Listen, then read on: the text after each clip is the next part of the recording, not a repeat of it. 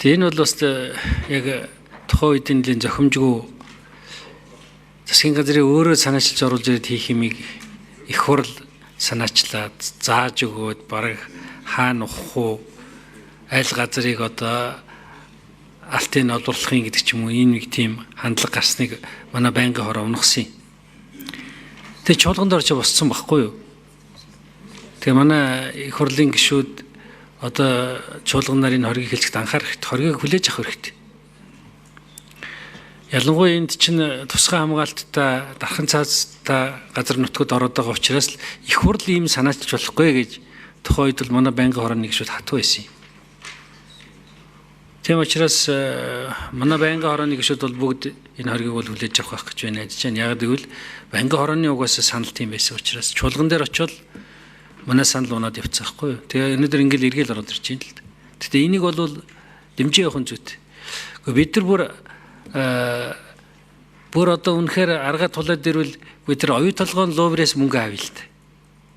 Тэндээс бид нар ерөөсө борлуулалтын орлогын 5% хүртэж байгаа шүү дээ. Тэнд чинь энэ алтнаас хэд дахин их алт байгаа шүү дээ.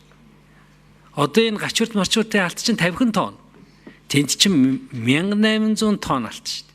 30 дахин их алт шүү дээ. 30 дахин их алтаа харахгүй нэг 40-50 тонны тухайл одоо ингээл бид нар хэрэлдээл эсвэл одоо тэрийг шохоргоо сууж болохгүй л бэлэн байгаа.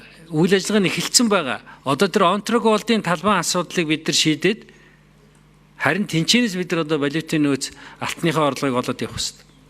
30 дахин их алтыг олж харахгүй мөртлөө дархан цаастай газрынхаа нэг 30 тонн алтыг л шуналтад яваахгүй. Тэгэхээр энэ бол буруу. Тийм учраас бид нэр ер нь бол хэрвээ одоо валютын нөөц эдийн засгийн экспортын орлогын хомсдол ороод ирэх юм бол тэр оюутлахын гэрээгээ зөвдөх асуудлыг ялангуяа энэ их хурл ярих хэрэгтэй. Ягаад гэж нэгвэл энэ их хурлд тэр оюу толгойн шан хөрөмж хүртсэн улсууд харьцангуй байхгүй шүү.